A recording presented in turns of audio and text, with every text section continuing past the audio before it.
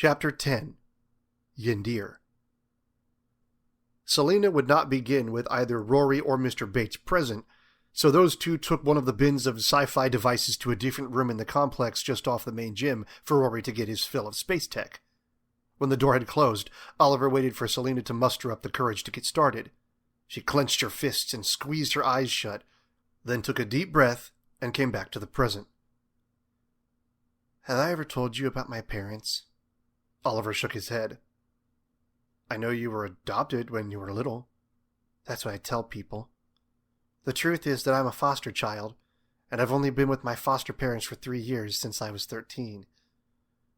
My real parents were Yndir cultists with the vice. From as far back as I can remember, I was drowning in the yellow." She rubbed her arms and shuddered. Oliver put a hand on her shoulder, but she pulled away. "I don't want to do this to you," she whispered. "But you have to learn it if you want to fight it." "Look, Selena, I've never actually made a decision on this. I'm pledged to Dominus Holly and Tyche Jackson for the other 2 potentials, but no one has ever asked me if I really want to do this one." "It's not about wanting to, Ollie. Now that the Venators have you in their sights, they're not going to give up. And now you know what the vigor is, and you can connect to it. One way or another, you're going to have to learn about it."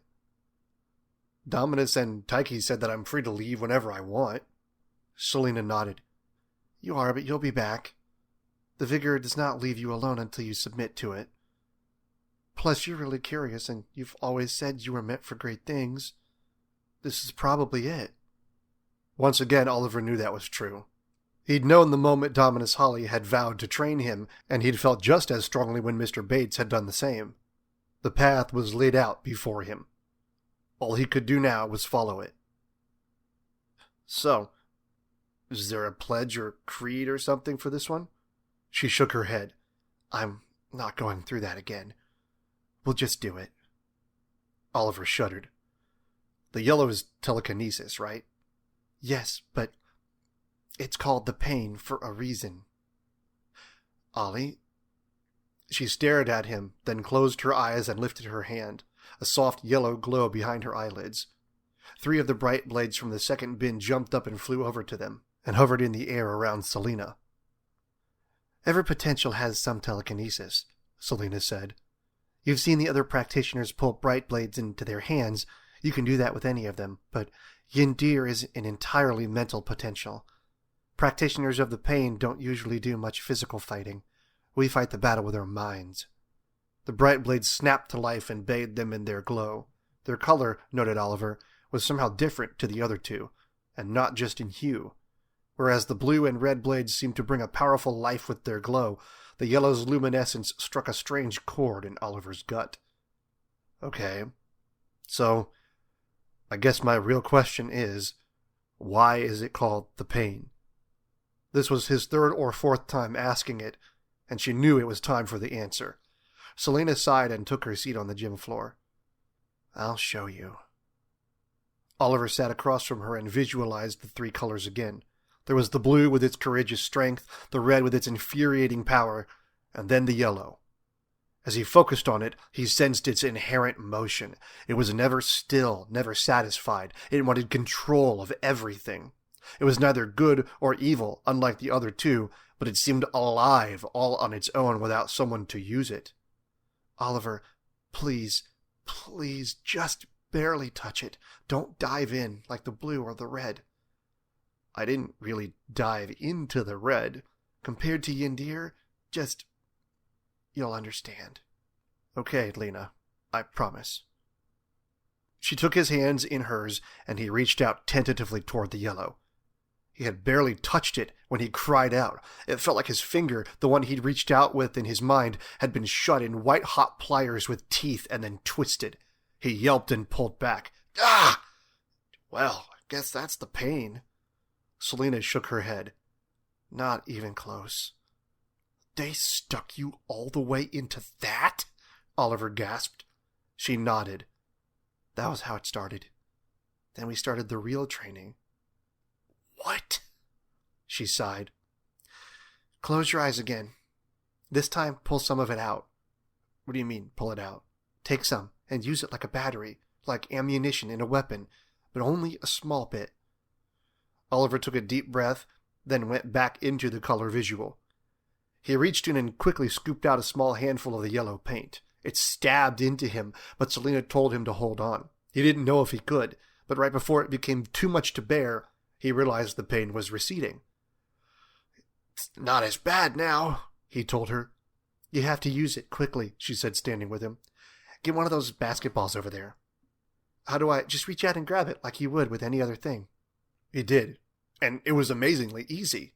The basketball came to him, responding effortlessly to his will.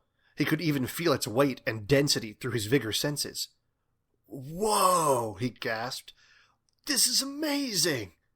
In spite of everything, Selena smiled. "You're a natural." He slowly maneuvered the ball across the court and got it into the hoop at the far end.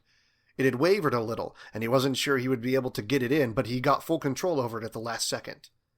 The moment it went through the hoop, Oliver felt the limited pool of Yndir he had used ebb away, and the ball dropped to the gym floor where it bounced and rolled into the corner. When it was over, he flexed his fingers. They were sore. The stabbing, needling pain he'd experienced lingered in his muscles and bones, not nearly as bad as when he had first pulled out the yellow. It's sore. Like I high-fived someone way too hard 20 times. That's the cost of Yndir. The more you use it, the more dull you become to pain, and the more damage you do to yourself. It's a mental power, but it takes its toll on your body. Oliver's eyes grew wide with the realization.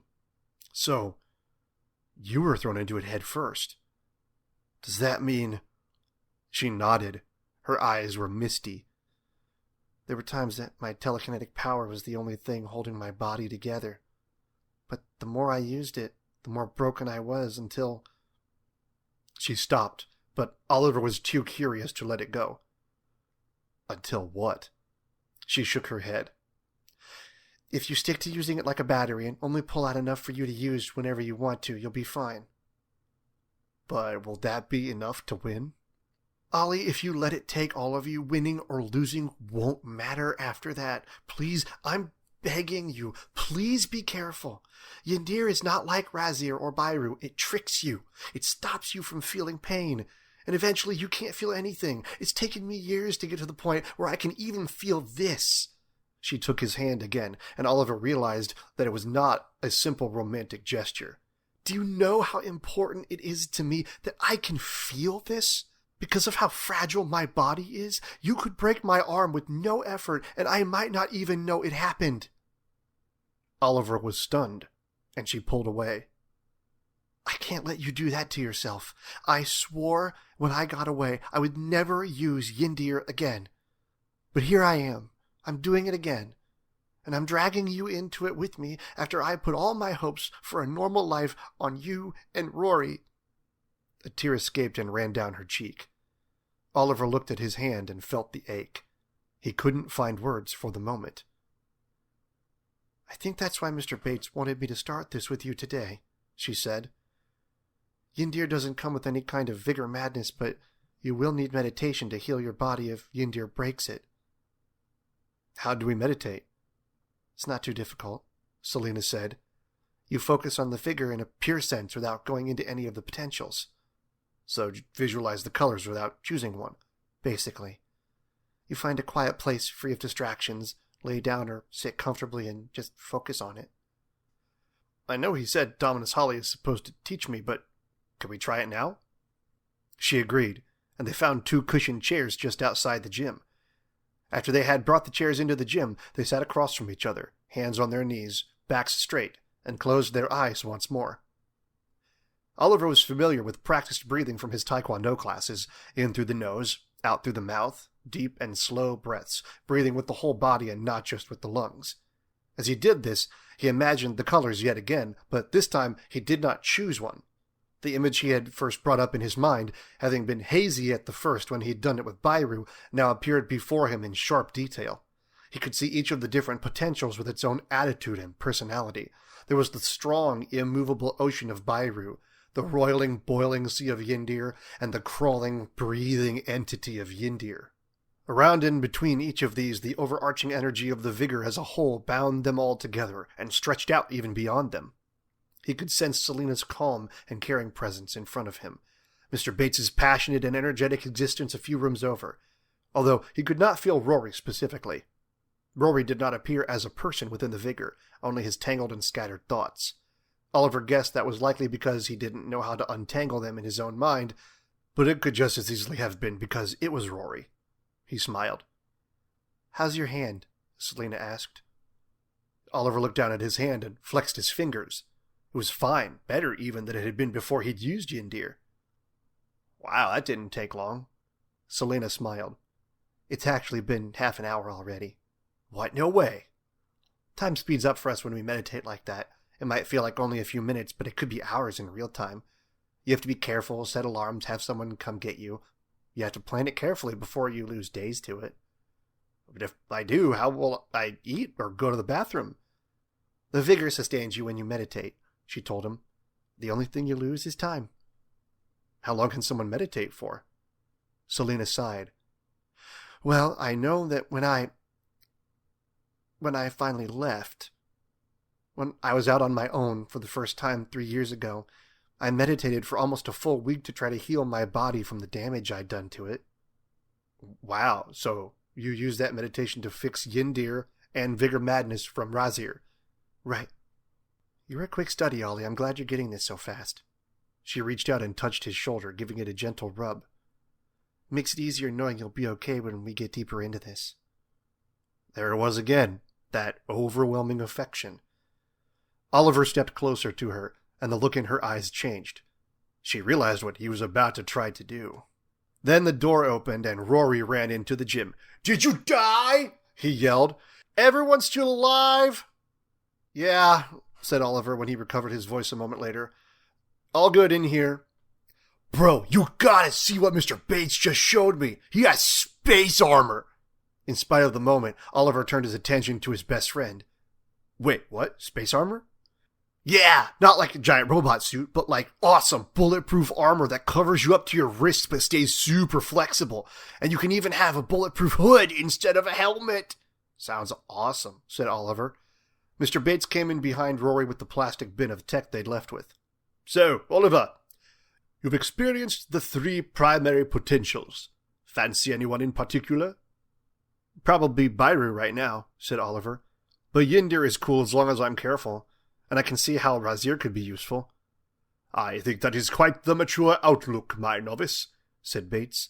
"I will leave the blue to Dominus Holly and the yellow to Miss Selena. You will train in the red with me once per week. Just tell me whichever day works best for you." They settled on 2 things before they left. The first was that the best day to train with Mr. Bates was Wednesdays after school, and Oliver was genuinely looking forward to it. The second thing was that Selena absolutely did not want to be called a Dominus, a Tyche, or any other title of mastery. She was not in charge of Oliver or of the Yellow. She did not want authority over either of them. Mr. Bates pressed her slightly on it, but she became more defensive and aggressive than Oliver had ever imagined sweet, caring Selena could be. He shuddered to imagine what she would have been like before being freed from the grip of her cultist parents. And it sent shivers up his spine to imagine what would happen to anyone who forced her to bring back her full power in the future.